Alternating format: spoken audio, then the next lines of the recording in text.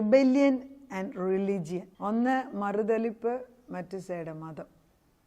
മത്സരം അല്ലെങ്കിൽ മതം, രണ്ടും എടുക്കാം. നമ്മളെ ദൈവം തമ്പുരാൻ പിതാവാം ദൈവത്തിൻ്റെ കൂടെ ജീവിക്കാനായിട്ട് സൃഷ്ടിച്ചവരാണ്. നമ്മളിൽ പിതാവിനെ കാണുന്നിടം വരെ നമ്മുടെ ഹൃദയത്തിലൊരു വാക്വമുണ്ട്. പിതാവിനെ കാണാനുള്ള ഏക വഴി യേശുക്രിസ്തുവാണ്. ക്രിസ്തു പറയുന്നു, യോഹന്നാൻ്റെ സുവിശേഷം 14:6 പറയുന്നു, ഞാൻ തന്നെ വഴിയും സത്യവും ജീവനുമാകുന്നു. എന്നെ കൂടെ എല്ലാവരും പിതാവിനെ കാണത്തില്ല. അപ്പോൾ ഈ പിതാവിനെ കാണുന്നതിന് മുമ്പിലുള്ള തടസ്സങ്ങളാണ് 1000 തടസ്സങ്ങൾ നമ്മുടെ മുമ്പിൽ നിൽക്കുന്നത്. ദുഷ്ടപിശാചിൻ്റെ ആ ഏക ചിന്ത എങ്ങനെയാണെങ്കിലും നമ്മുടെ അപ്പനെ കാണല്. We should be orphans. അനാഥരായിട്ട് അപ്പനില്ലാതെ ഡാഡി അറിയാതെ ജീവിക്കുന്ന ഒരു ജനതയാക്കി നമ്മളെ മാറ്റുക. അപ്പനില്ലാത്ത മക്കൾക്ക് എന്താന്നേലും ഉറപ്പില്ല. അങ്ങനെ ആക്കണം എന്ന് അവൻ്റെ ചിന്ത. ഇത് ഇന്നും ഇന്നലെയും തുടങ്ങിയതല്ല, അനാദികാലം തൊട്ടേ ഇവൻ്റെ തന്ത്രം ഇതാണ്. ഇതിൽ നിന്ന് എങ്ങനെ രക്ഷപ്പെടും നമുക്കറിയത്തില്ല. എല്ലാവരും നമ്മളെല്ലാം ഓരോ തരത്തിലും നമുക്കറിയാവുന്ന എല്ലാം പഠിച്ച് അതിന്മേൽ നമ്മൾ ഒരു സിമെൻറ്റ് ഒരു കട്ട വെച്ച് അതിന്മേൽ വീട് പണിയുന്നതല്ലാതെ ആഴത്തിലേക്ക് ഇറങ്ങി നോക്കി ഇത് എന്തുകൊണ്ട് സംഭവിക്കുന്നു എന്ന് മനസ്സിലാക്കുന്നില്ല. അപ്പം 91-ാം സങ്കീർത്തൻ്റെ 1 പറയുന്നത് അത്യുന്നതൻ്റെ മറവിൽ വസിക്കുക. ആര്? എത്ര പേര് അത്യുന്നതൻ്റെ മറവിൽ വസിക്കുകയും സർവശക്തൻ്റെ നിഴലിൻ കീഴിൽ പാർക്കും. അതാണ് ദൈവത്തിൻ്റെ ഉദ്ദേശം. അത് നമ്മളെന്നും ചൊല്ലും. 91-ാം സങ്കീർത്തനം ചൊല്ലുന്ന ഒത്തിരി പേരെ എനിക്കറിയാം. എൻ്റെ തന്നെ സിസ്റ്റർ പറയും 91 ചൊല്ലാതെ കയറത്തില്ല. That is something great. She drives nicely. നല്ലതാണ്. അത്യുന്നതൻ്റെ മറവിൽ വസിക്കുകയും സർവശക്തൻ്റെ നിഴലിൻ കീഴിൽ പാർക്കുകയും ചെയ്യുന്നവൻ. അവിടെയാണ് യഹോവയെക്കുറിച്ച് അവൻ എൻ്റെ സങ്കേതവും കോട്ടയും ഞാൻ ആശ്രയിക്കുന്ന എൻ്റെ ദൈവം എന്ന് പറയുന്നത്. എൻ്റെ ദൈവം ആരെന്ന് മനസ്സിലാക്കിയിട്ട്, അത് എളുപ്പം പഠിക്കത്തില്ല. നമ്മൾ ചുമ്മാ അങ്ങ് റിസൈറ്റ് ചെയ്യുമ്പോഴും അതിൻ്റെ അർത്ഥം മനസ്സിലാകുന്നില്ല. പക്ഷേ ഒരു ആപത്ത് ദൂരേന്ന് വരുമ്പം അത് തൊട്ടടുത്തൊരു വെട്ടിമാരും പറയും, ദൈവമേ നീ കരുതിയല്ലോ. അവിടെയാണ് ഓരോ ആപത്തിൽ നിന്ന് കണ്ണിനകത്ത് കൊള്ളേണ്ടത് പുരികത്ത് കൊള്ളിച്ച് മാറ്റി നമ്മളെ സൂക്ഷിക്കുന്ന ഒരു ദൈവം. ആ സ്നേഹം അത് പറഞ്ഞ് നമ്മൾ വലുതാക്കിയാലേ ഭയം കയറും. എനിക്ക് ഭയം മൂലം രോഗം വന്ന എത്ര പേര് എനിക്കറിയാം. നമ്മുടെ തന്നെ സ്വന്തം ഭയമാണ്, എല്ലാത്തിനും ഭയമാണ്. അങ്ങനെ ഈ ഭയമുള്ളവരെല്ലാം അവസാനം വയസ്സുകാലത്ത് ഭയം കൂടി അവസാനം ഭയത്തിനടിമയാണ്. That is called the comfort zone become so small. ആദ്യമേ പുറത്തൊക്കെ ഇറങ്ങുമായിരുന്നു, പിന്നെ ഭയം കയറി പുറത്തോട്ട് നോക്കത്തില്ല. പിന്നെ ഒരു അമേരിക്കൻ സ്ത്രീ എന്നോട് അവരുടെ അമ്മ ആദ്യമൊക്കെ വളരെ ആക്റ്റീവായിരുന്നു. അത് കഴിഞ്ഞ് പിന്നെ അവർ വീട്ടിൻ്റെ പുറത്തൊക്കെ കുറച്ചൊക്കെ നടക്കാൻ തുടങ്ങി. പിന്നെ അവർ വീട്ടിൻ്റെ മുറിക്കകത്തൊക്കെ ആയിരുന്നു. പിന്നെ അവരുടെ ബെഡ്റൂമിൽ നിന്ന് പിന്നെ അവർ കട്ടിലിൽ നിന്ന് എഴുന്നേൽക്കില്ല. Because she herself takes that stand. നമ്മളെ തന്നെ നമ്മൾ അത്യുന്നതൻ്റെ മറവിൽ വസിക്കുന്നവർ, സർവശക്തൻ്റെ നിഴലിൻ കീഴിൽ പാർക്കുന്നവൻ, യഹോവയെക്കുറിച്ച് അവൻ എൻ്റെ സങ്കേതവും കോട്ടയും ഞാൻ ആശ്രയിക്കുന്ന എൻ്റെ ദൈവം എന്ന് പറയും. അവൻ എന്തെല്ലാം ചെയ്യുന്നുള്ളതാണ് പിന്നെ 91 എഴുതിയിരിക്കുന്നത്. അപ്പോൾ ഈ റിബല്യസ് സ്പിരിറ്റും റിലിജനും 2 തന്ത്രങ്ങളാണ് പിശാചിൻ്റെ. ഇത് പറയുമ്പം റിബല്യസ് സ്പിരിറ്റ് അനുസരണക്കേടാണ്. മതം, റിലിജിയൻ എന്ന് പറയുന്നത് മനുഷ്യൻ കാട്ടിക്കൂട്ടി വെച്ചിരിക്കുന്ന ചില പ്രിൻസിപ്പിൾസാണ് ഇതിനകത്ത്. ഇത് രണ്ടും ഒന്നാം ചെയർ അല്ല, ഇത് രണ്ടാം ചെയറിൽ കൂടെ ഉത്ഭവിക്കുന്നതാണ്. റിബല്യൻ എപ്പോഴാണ്? ഓർഫൻ സ്പിരിറ്റ് ഉണ്ടാക്കി വെച്ചിരിക്കുന്നു. എനിക്ക് അപ്പനെ വേണ്ട, ഇളയ മോനെ അതന്നെ അപ്പനുണ്ടായിരുന്നു, എനിക്ക് അപ്പനെ വേണ്ട, എനിക്ക് സ്വത്ത് മാത്രം മതി, വാങ്ങിച്ചുകൊണ്ട് പോയില്ലേ, എല്ലാം നശിച്ച് ദൈവകൃപയാൽ ബുദ്ധി ഉണ്ടായി തിരിച്ചു വന്നെന്ന് പറയുന്നു സുബോധം. That is a rebellious spirit. Religion എന്തുവാ? അപ്പൻ്റെ കൂടെയാണ് നിൽക്കുന്നത്. രാവിലെ തൂമ്പായി എടുത്തുകൊണ്ട് കണ്ടത്തിലോട്ട് ഇറങ്ങും. കണ്ടത്തിൽ ചെയ്യുന്ന കൃഷിക്കാരുടെ കൂടെ ഞാനും വർത്താനം പറയും. അയാളുടെ കൂടെ അവരുടെ കൂടെ ഭക്ഷണം കഴിക്കും. അത് കഴിഞ്ഞ് തിരിച്ചു വരുമ്പോൾ വൈകിട്ട് വരും, കുളിക്കും, ഞാൻ എൻ്റെ മുറിക്കകത്ത് പോയിരിക്കും. ഒരിക്കലും ഞാൻ അപ്പൻ്റെ കൂടെ ഇരുന്ന് സംസാരിച്ചിട്ടില്ല. That is religion. ബിക്കോസ് പഴയ നിയമകാലത്ത് ദൈവം തന്നെത്താനെ മലയുടെ മുകളിൽ സിനായ് മലയുടെ മുകളിൽ ഇറങ്ങി വന്നു. ആദ്യകാലം സമാഗമന കൂടാരത്തിൽ ദൈവം കടന്നു വരും. അന്നേരം എല്ലാം മോശയുടെ മുഖത്തിൻ്റെ തേജസ് വരും. മോശ ഓരോന്ന് വന്ന് പറയും. ഈ മലയുടെ മുകളിലെ തീയെല്ലാം കണ്ടു കഴിഞ്ഞാൽ ആളുകൾ പറഞ്ഞെന്തോ, ഇനിയും ദൈവം ഞങ്ങളോട് സംസാരിക്കണ്ട. We don't want that relationship. That's exactly what's happening. പക്ഷെ ഒരു കാര്യം ചെയ്യും, മോശ എന്തെങ്കിലും കേട്ടെങ്കിൽ അതിങ്ങോട്ട് പറഞ്ഞാൽ മതി. അങ്ങനെയാണ് പുരോഹിതന്മാർ വരുന്നത്, ഇല്ലേ?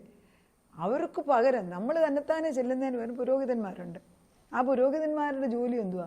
അവർ പോയി ദൈവത്തിന് സ്തുതിക്കും സ്തോത്രം ചെയ്യും.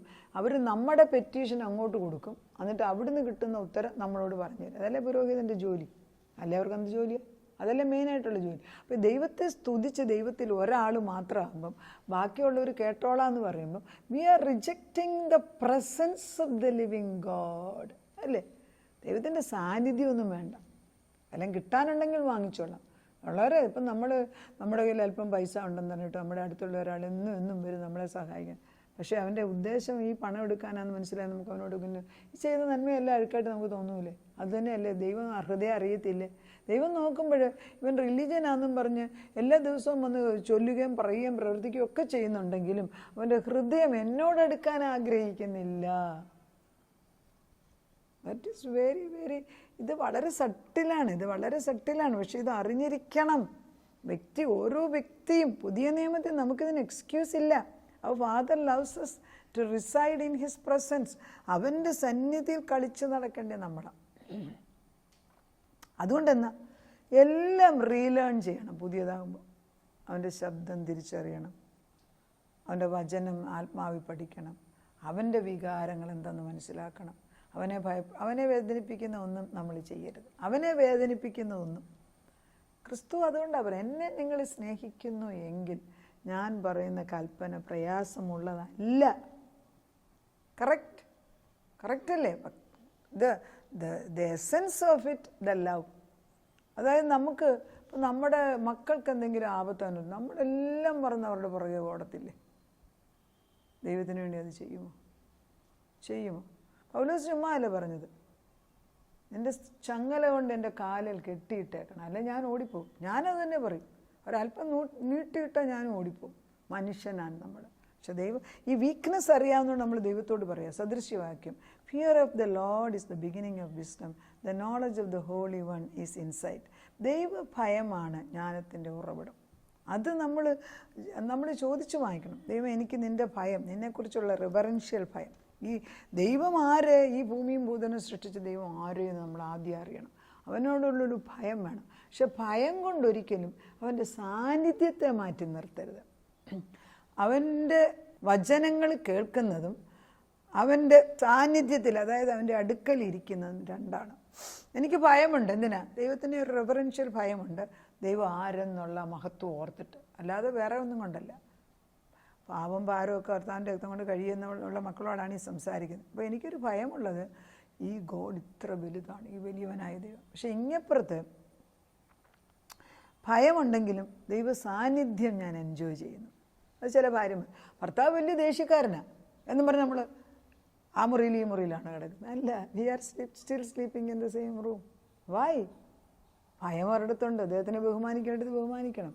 പക്ഷേ സ്നേഹമുണ്ടെങ്കിൽ ഈ ഭയത്തിനെ കോൺക്വർ ചെയ്യാണ്. അപ്പം ഈ ഭയമുണ്ടെങ്കിലും ദൈവ സാന്നിധ്യം മാറ്റരുത്. അതൊരു വലിയ പോയിൻ്റാണ് ഞാനീ പറയുന്നത്. നമുക്ക് ദൈവത്തെ ഭയം വേണം, ബിക്കോസ് ദൈവം വലിയവനാണ്, നമ്മുടെ സൃഷ്ടാവാണ്, ഭൂതലത്തിലുള്ള സകലതും സൃഷ്ടിച്ചവനാണ്. ദൈവത്തിനെ കൂടാതെ ഒന്നും നടക്കുന്നില്ല. പക്ഷേ അതുകൊണ്ട് ദൈവ സാന്നിധ്യം വേണ്ട എന്ന് അതാണ് മോശയുടെ കാലത്ത് ചെയ്തത്. ഇന്നും നമ്മളതാ ചെയ്യുന്നത്. That is called religion. ഒരു മതം ഉണ്ടാക്കി വെച്ചിരിക്കുകയാണ്. കുറച്ച് പ്രിൻസിപ്പിൾ, ഓരോ മതത്തിനും അവരവരുടേതായിട്ടുള്ള പ്രിൻസിപ്പിൾ ഉണ്ടാക്കി. പക്ഷേ is that the way to reach God? ചോദിക്കുകയാണ് ദൈവം. ഈ റിബല്യനും റിലിജിയനും ഒരുപോലെ രണ്ട് ഘട്ടം. അതായത് രണ്ടാമത്തെ മകൻ ഇളയവൻ റിബല്യസ് ആയിരുന്നു, അവൻ അപ്പൻ വേണ്ട, അപ്പം മരിച്ചാൽ മതി, അവനപ്പനെ കുറിച്ച് ചിന്തയില്ല. മൂത്ത മകൻ അപ്പൻ ഇരുന്നോട്ടെ, അപ്പനുണ്ട്, പക്ഷെ അപ്പനാന്നുള്ള സ്നേഹം അനുഭവിച്ചിട്ടില്ല. എന്താ ദൈവം തന്നെ ഈ കഥ പറഞ്ഞു പിടിപ്പിച്ചത്? അന്ന് നടന്ന കഥയൊന്നും എനിക്ക് തോന്നുന്നില്ല. കർത്താവ് എക്സ്പ്ലെയിൻ ചെയ്ത് സ്വർഗീയ മണ്ഡലത്തിൻ്റെ സത്യം നമ്മളെ പഠിപ്പിക്കുകയാണ്. നമ്മൾ മുടിയനായ പുത്രനെ കുറിച്ചൊക്കെ പഠിപ്പിക്കും, but how much we know it? ദൈവത്തിൻ്റെ ആത്മാവ് തൻ്റെ സാന്നിധ്യത്തിലേക്ക് നമ്മളെ വിളിക്കുകയാണ്. ആയ സ്ഥിതിയിൽ കടന്നു പോവാ എൻ്റെ അപ്പച്ചൻ്റെ അടുക്കിലേക്ക്. നമുക്ക് കടന്നു ചെല്ലാമെന്ന് കൃപാസനത്തിലേക്ക്. വല്ല കുറവുണ്ടെങ്കിൽ അപ്പച്ചൻ പരിഹരിക്കട്ടെ. അല്പനേരമെങ്കിലും അവൻ്റെ അടുക്കൽ നിന്ന് സന്തോഷിക്കാൻ പഠിക്കാം. ദൈവം നമ്മളെ അനുഗ്രഹിക്കട്ടെ. Live in the presence of the living God. കർത്താവിൻ്റെ സാന്നിധ്യം സന്തോഷിക്കാൻ ഞങ്ങളെ പഠിപ്പിക്കണം. അപ്പച്ചന് കുർബാന എഴുന്നേൽപ്പിക്കുമ്പോഴും ഒരു മീറ്റിങ്ങിന് പോയിരിക്കുമ്പോഴും വചനം കേൾക്കുമ്പോഴും ദൈവ സാന്നിധ്യം നമ്മുടെ കൂടെ ഇറങ്ങി വരണം. അതല്ല എങ്കിൽ വെറും റിലിജിയനും റിബല്യനുമായിട്ട് മാറുകയല്ലേ അപ്പച്ച. എല്ലാത്തിനകത്തും നന്മ തിന്മകളുണ്ട്. പക്ഷെ നന്മ എന്തെന്ന് വിവേചിച്ചറിയണമെങ്കിൽ പരിശുദ്ധാത്മാവ് വരണം. ആത്മാവിൻ്റെ വിവേചനാബുദ്ധി ഉണ്ടെങ്കിലേ ഇത് മനസ്സിലാക്കത്തുള്ളൂ. എവിടെ ചെന്നാലും നമ്മൾ എവിടെ ഇരുന്ന് പ്രാർത്ഥിച്ചാലും നീ കേൾക്കുന്ന ഒരു ദൈവം. പക്ഷെ ആത്മാവ് തീ കത്തിയാണോ, നിൻ്റെ സാന്നിധ്യത്തെ വിളിച്ചിരുത്തിയിട്ടാണോ? താവേ, അതിന് സ്തുതിപ്പാണ് ആവശ്യം. അതുകൊണ്ടാണ് സ്തോത്രയാഗം നമുക്ക് ആവശ്യമുണ്ട്. നിൻ്റെ നന്മകളെക്കുറിച്ച് ആരെന്ന് നിന്നെക്കുറിച്ചുള്ളത് ഞങ്ങളുടെ ബുദ്ധിമണ്ഡലം അറിയണം. നമ്മുടെ ഹൃദയം അറിയുന്നുണ്ട് പലപ്പോഴും, പക്ഷെ ബുദ്ധിമണ്ഡലം അറിയുന്നില്ല. അതുകൊണ്ട് ഞങ്ങളെ പഠിപ്പിക്കണം. വചനാടിസ്ഥാനത്തിൽ ഉറച്ചു നിന്ന് മക്കളെങ്കിൽ അവകാശികളും കൂട്ടവകാശികളുമാണ്. കുറവൊക്കെ ഒരു സൈഡിൽ കൂടെ കാണും. അതപ്പച്ചൻ പുത്രൻ രക്തം കൊണ്ട് കഴുകും. എന്നിട്ട് ഞങ്ങൾ നിൻ്റെ സന്നിധിയിൽ സന്തോഷിക്കും. അങ്ങനെ ഒരു തീരുമാനം ഇന്ന് ഞങ്ങൾ എടുക്കുന്ന അപ്പച്ച. ആ ഒരു തീരുമാനം ഇന്ന് എടുത്തത് തന്നെ അവിടുന്ന് അത് ചെയ്യുന്നതിനാൽ സ്തോത്രം. പ്രാർത്ഥന കേട്ട് ഞങ്ങളെ കുടുംബമായിട്ട് സ്വർഗത്തിൻ്റെ ആ വാതിലങ്ങോട്ട് തുറന്ന് തന്നിട്ട്, പണ്ടേയുള്ള വാതിൽ തുറന്ന് യഹോവയുടെ അടുക്കിലേക്ക്, പിതാവാം ദൈവത്തിൻ്റെ അടുക്കിലേക്ക് പുത്രൻ തമ്പുരാൻ കൊണ്ട് നിർത്തിയേച്ച് ഇതാ നിൻ്റെ മക്കളെന്ന് പറയുമ്പം പുത്രൻ യേശു ക്രിസ്തു നമ്മുടെ സഹോദരനായി മാറി. പിതാവ് നമ്മളെ നോക്കി സന്തോഷിക്കുന്നു. ഇത്ര മനോഹരമായൊരു പദവി, ഇത്ര മനോഹരമായൊരു കുടുംബം നീ ഞങ്ങൾക്ക് വേണ്ടി സൃഷ്ടിച്ചു വെച്ചതിന് നന്ദി പറയുന്നു. അതാ ഇത് മറന്ന് അവിടെ ഇവിടെ ഓടി നടക്കുന്ന സ്വഭാവം ഞങ്ങൾക്കുണ്ട്. അത് അഴിച്ചു മാറ്റണമേ, ആ വാതിലടയ്ക്കണമേ. നാഥനെന്ന് നേർവഴിക്ക് കൊണ്ട് നടന്നതിന് സ്തോത്രം. പ്രാർത്ഥനയുടെ ഉത്തരം തന്നതിന് നന്ദി. യേശു ക്രിസ്തുവിൻ്റെ പൊന്നുനാമത്തിൽ തന്നെ ആമേൻ.